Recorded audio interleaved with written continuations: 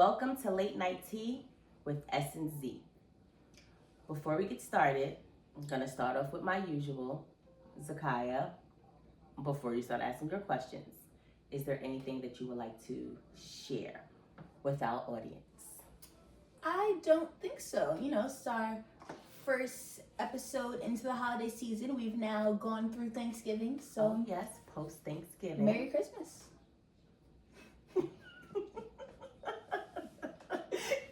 Interview time. Oh. So, for today, I think we're going to talk a little bit about your childhood, or maybe I should say the differences between your childhood and mine, since I think you were there for both. Get my interviewing moment ready. Oh, God. So, with my investigative journalism, I found out that you grew up with two siblings, an older sister and a younger brother. I grew up with no siblings, biologically at least.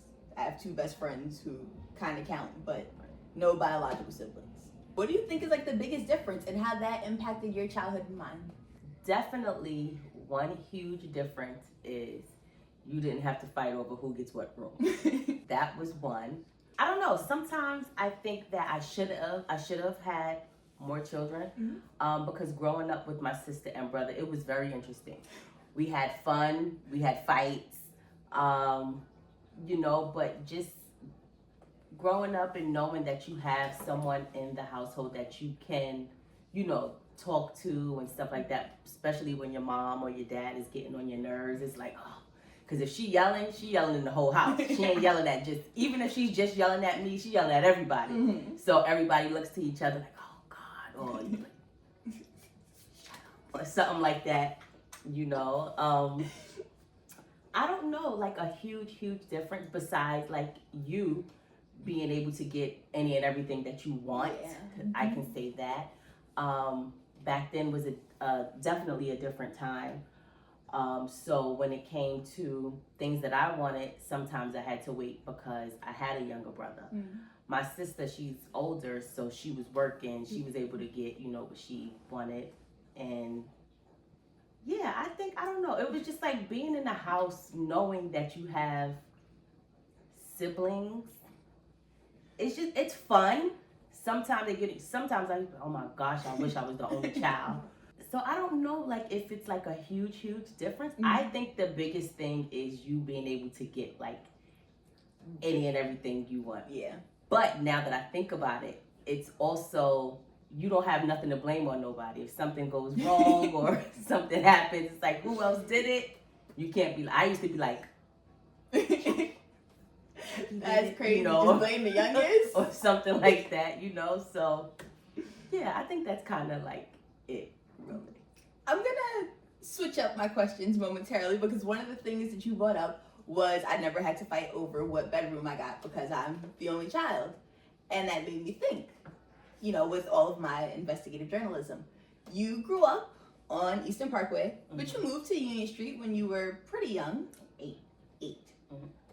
It was 3 of you guys fighting over bedrooms. And I just feel like, interview aside, the audience should hear how this bedroom situation worked out. And, maybe how you thought as an 8-year-old it should have worked out. So I know exactly what you're talking about. You're talking about me and Chucky. Mm-hmm. So, which is my brother.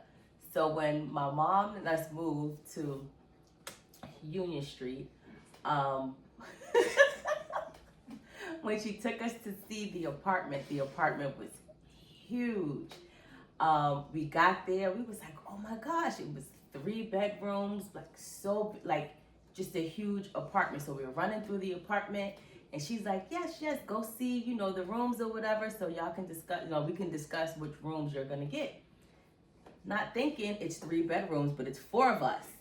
So we were going through the house like, oh, yes. So I'm like, this is my room. My sister like, this is her room. My mother's like, no, Sabrina, this is my room. This is gonna be you and Chucky's room. And Davina gets the back room. And I looked at her and said, I have to share a room with him? And she's like, yes. That's your brother. You have to share the room. I said, why can't he sleep in the bathroom in the bathtub? I said, the bathroom is big enough. He can sleep in the bathtub, and when somebody got to go to the bathroom, he'll get out. And she looked at me like I was crazy, like, your brother is not sleeping in no bathroom. And I was so mad. I was like, we just came here. Oh my gosh, this apartment is so nice, brand new, because the building was new. And granted, the bathroom is huge. It's very, very big. He still could sleep in there if he wanted to. That's all I'm saying. Like, really, like, there's more than enough space in that bathroom. He could have slept in the bathroom. I don't know if you remember, but because they remodeled it, but the tub, it was like here, then it had like this section in the back where you can put stuff on. Yes. His pillow could have been like right there. Like, I still don't understand why she didn't want him to sleep in there. Like, it was crazy. No clue. I just was like, it's 3 bedrooms. Yeah. I did not think. I was 8. I did not think that I was sharing a room with him. I'm like, sharing a room? Like, this is blasphemy, of ladies. Course. Like, how dare she? But how dare she? I'm so sorry that happened to you. And we fought a lot in there too. So, But yeah. Love my brother and sister though. Crazy, but I love them. I guess we'll continue with the regular scheduled questions now. Another big difference in terms of our childhood was I grew up in a household with you and Senor. You grew up in a single parent household. Yes. It's something that we mildly touched on in season 1. And how, different people will think that there are different differences for, how big of an impact that makes. What are your thoughts as someone who's now seen both sides? I can say, because of why my mother ended up raising us by herself, that taught me how to be a strong, independent woman. That I can say. I seen my mom go from having restaurant, my father having a record shop, having a house in Harlem, like all of these things, and I seen them get taken away from her so fast because my dad got taken away so fast, and she had to start from scratch, If you want to hear my grandfather's deportation story, like the video. Because she had everything taken away, she had to start from scratch.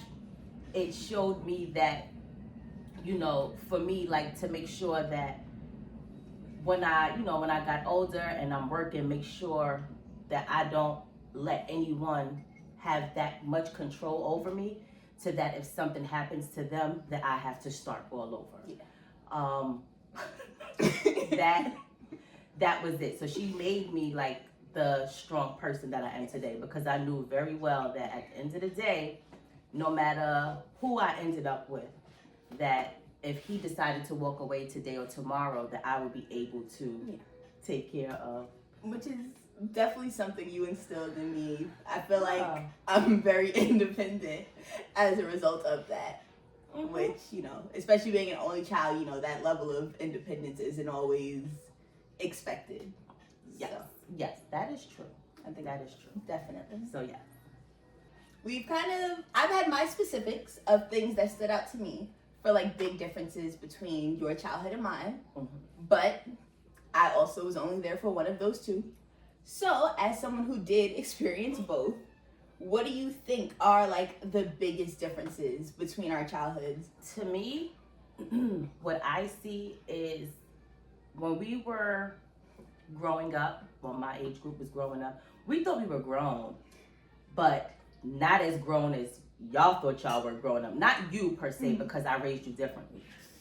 Anyone who knows her personally knows that she is a 23-year-old teenager. Well, that too, but I didn't let you do all of the Beyonce booty shaking dances and all of those type of dances when she was young anyway. So she kind of grew up a little different. I raised her like how my mom raised me. I see like now these kids, oh my gosh, like you can't tell that they're 15, 16, or 17 years old because they have the long weaves or a face full of makeup. For the most part now, the way that you guys are shaped is crazy. You really have to look in y'all faces. I've been fighting BBL allegations every day. Every day.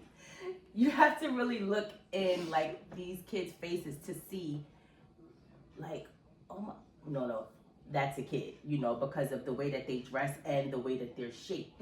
And they don't like to have nothing covered. Let me say that. Like, that's it. Another thing is the kids are outside, but they're not outside like how we were outside. You love to be like, oh, I'm outside. Me outside. Yeah. Outside. When I was outside playing. We was playing in the grass. We was running up and down Eastern Parkway. I mean, I was also that type of outside, though. You know, Lincoln Terrace used to hate to see us coming. Were different. Like, you have people who you went to school with that had kids when y'all was in high school, or, you know, like, stuff like that. See, so you, Kelly, Tesfa, you know, y'all were a little different. Yeah. But for the most part, for everyone else, yeah, it's like everyone wants to be grown. Like, right now, I walk outside and kids be cursing up a storm. Oh, fuck this, F that, this. And you turn around and you look. And they'll look at you and they'll turn, but then they'll still say it. Me, I was too scared to be out there acting all crazy. Like, everybody knew my mother. Everybody knew your mother. So I'm like, I'm not going, my friends is acting crazy. Okay. You watching your back to make sure, because you don't want nobody going down the block talking about, oh, Nettie, I saw Sabrina and she did, you know. Yep. Another difference is, you know, a lot more now, there's younger parents. And the younger parents are raising their kids to be their friends instead of being their kids. I raised you like my mother raised me. You speak when spoken to. You say, excuse me, if you're trying to cut into a conversation. And kids are supposed to be seen and not heard, you know. So there's a lot of differences. I know if I would have butted into a conversation, I'd have been picking up my teeth off the floor, you know. But it's not like that now. All is, as my sister would say, gyrating all over on TikTok and Instagram, and oh yeah, y'all crazy. The Trina generation, by the way. That's all I'ma say. That's all I'ma say. Crazy. Those was the rappers. Now everybody want to be a rapper. Everybody want to be a singer. Everybody want to be out here. What's that? On OnlyFans, like.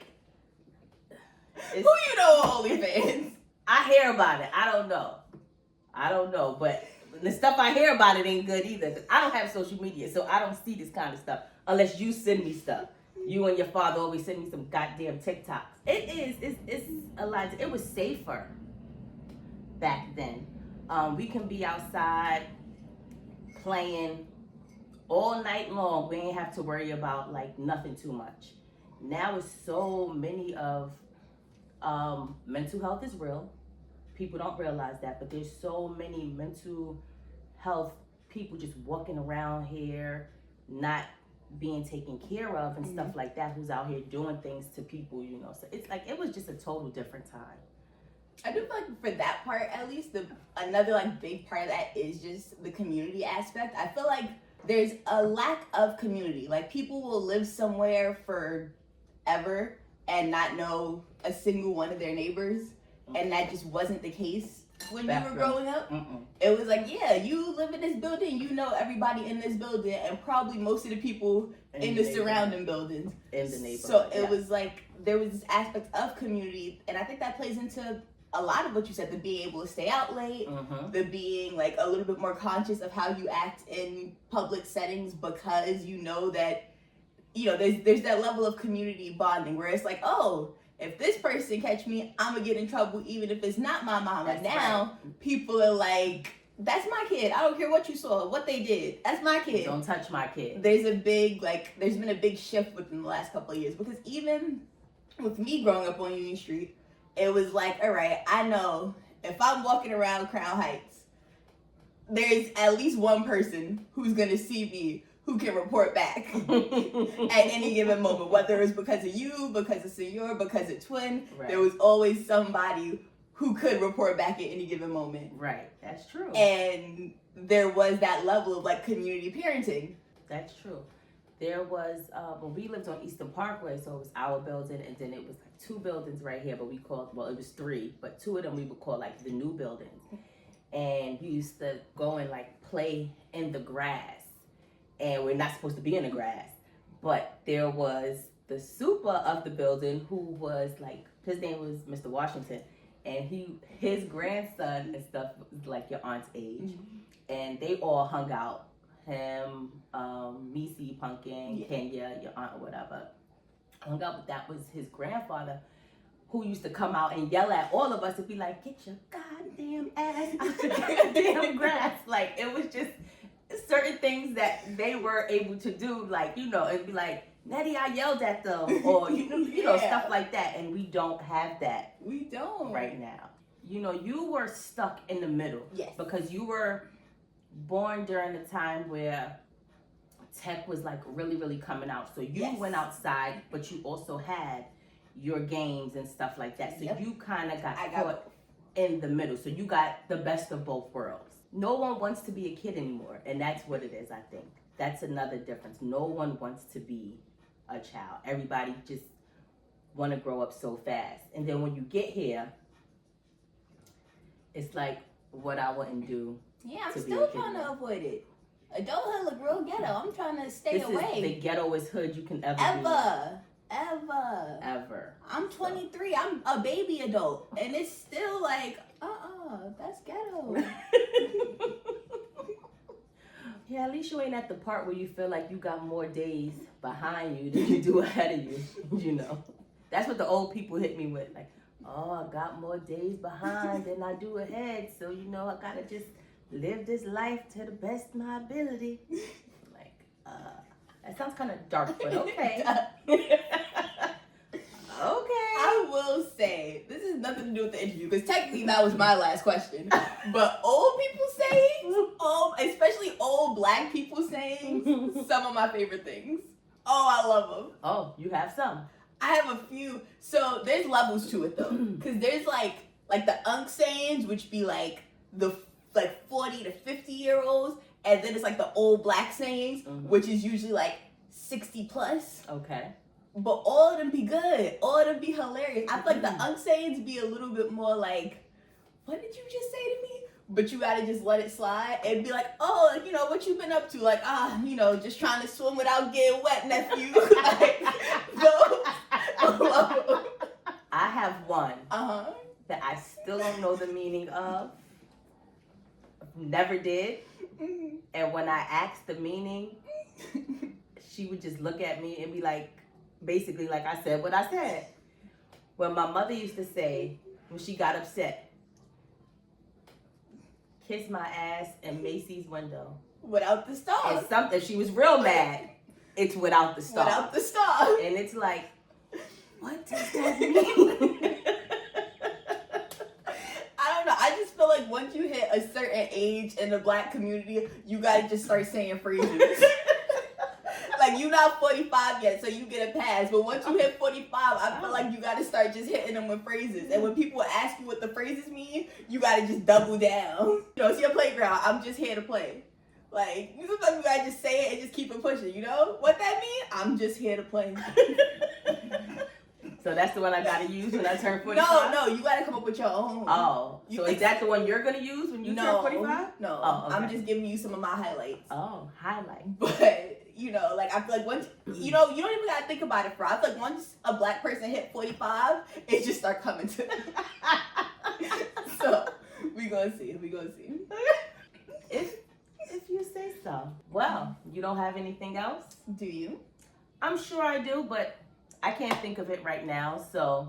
Well, then I guess it's time to wrap this up. I guess that's it. If you have questions, comments, topics that you would like me to bring to this sheet of paper to ask ma'am, or for us to discuss, send them in. But other than that, that has been Late Night Tea with S&Z.